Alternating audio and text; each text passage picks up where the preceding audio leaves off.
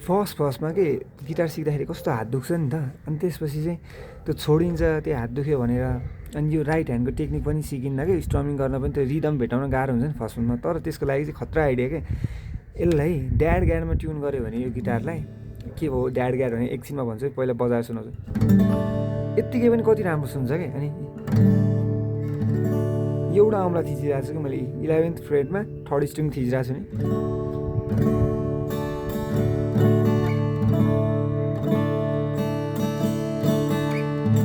कति राम्रो सुन्यो नि।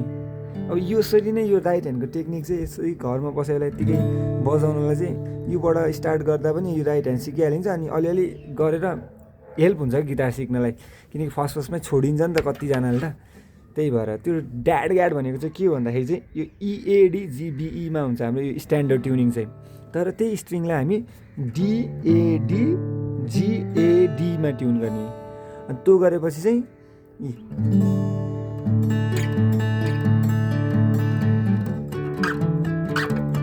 कस्तो मिठो बज्यो नि। एउटा औँलाले मात्रै थिजाने।